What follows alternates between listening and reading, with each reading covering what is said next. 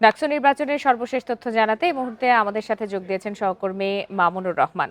মামুন, আজ তো আনুষ্ঠানিকভাবে ডাকসু নির্বাচনের প্রচার প্রচারণা শুরু হয়েছে, তো কেমন জমে উঠেছে প্রচার প্রচারণা সে বিষয়ে জানাবেন।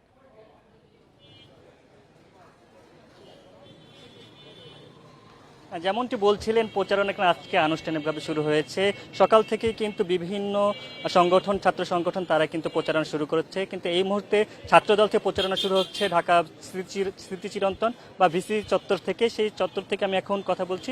সেখানে আপনি যদি দেখায় আপনাদেরকে, তাহলে দেখবেন ছাত্রদলের যে প্রার্থীরা তারা কিন্তু এখান থেকে হ্যান্ড লিফলেট বিলিজ মাধ্যমে কিন্তু তাদের প্রচারণা শুরু করেছেন। তাদের নেতাকর্মীরা যারা প্যানেলে ছিলেন তারা কিন্তু এখানে জড়ো হয়েছেন এবং এখান থেকে তারা পুরো ক্যাম্পাসে বিভিন্ন জায়গায় যাবেন, শিক্ষার্থীদের সাথে কুশল বিনিময় শুরু করে পোস্টার থেকে যারা হ্যান্ড বিলি যেগুলো আছে সেগুলো কিন্তু তারা দিবেন এবং তাদের কাছে ভোটের যে দাবি, সেই ভোটের কিন্তু তারা দাবি করবেন।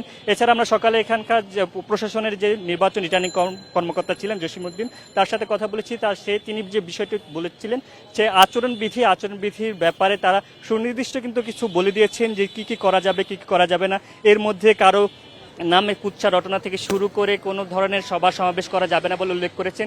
এছাড়া নির্বাচনের আগে থেকে যে সেনা মোতায়েনের একটি ব্যাপার, গুরুত্বপূর্ণ ইস্যু যেটি ছিল, সে ব্যাপারে তারা স্পষ্টভাবে কথা বলেন যে এখানে ক্যাম্পাসে প্রায় 7 দিন আগে থেকে সেনাবাহিনীর একটি টহল টিম থাকবেন।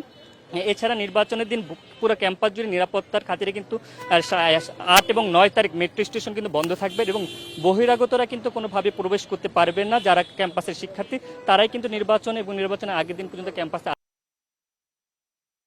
রয়েছিল। বিভিন্ন ধরনের ছাত্র সংগঠন শিক্ষার্থীদের বাইরেও যারা সাধারণ শিক্ষার্থী ছিল তাদের সাথে আমরা কথা বলেছি। তারা বলছেন যে পুরো ক্যাম্পাস জুড়ে যারা সাধারণ শিক্ষার্থী ছিল তাদের সাথে আমরা কথা বলেছি।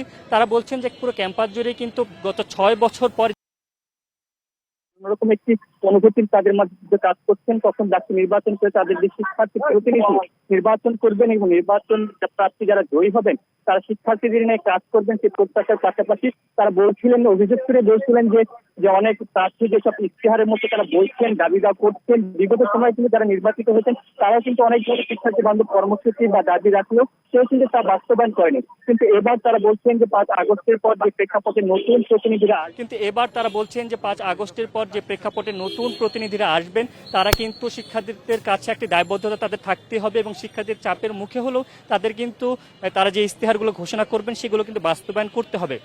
শিক্ষার্থীদের বাস্তবায়নের দাবির প্রেক্ষিতে তারা সবার আগে যে বিষয়টি উল্লেখ করেছেন যে শিক্ষার্থীদের নিরাপত্তা, বিশেষ করে নারীদের ক্ষেত্রে যে নিরাপদ ক্যাম্পাস দেওয়ার প্রতিশ্রুতি যারা দিয়েছেন, সেই বিষয়গুলো কিন্তু তারা সবার আগে মূল্যায়ন করার কথা বলেছেন। এছাড়া যা হলের আবাসন সমস্যা শুরু করে গেস্ট রুম যে কালচার রয়েছে, সেই কালচারের বিরুদ্ধে কিন্তু তারা বলছেন যারাই প্রতিনিধি হোক তারা যেন এই ব্যাপারগুলো সবার আগে ব্যবস্থা নেয়। এছাড়া যারা কাজ করছেন তারা বলছিলেন যে শিক্ষার্থী বান্ধব এবার একটি ডাকসু নির্বাচন জন্য তাদের কাজ করার যে অঙ্গীকার তারা কিন্তু এবার বাস্তবায়ন করার জন্য করেছেন এবং তারা আশা করছেন যে আগামীতে যারা ক্ষমতা আসবেন তারা অবশ্যই শিক্ষার্থী বান্ধব হবেন।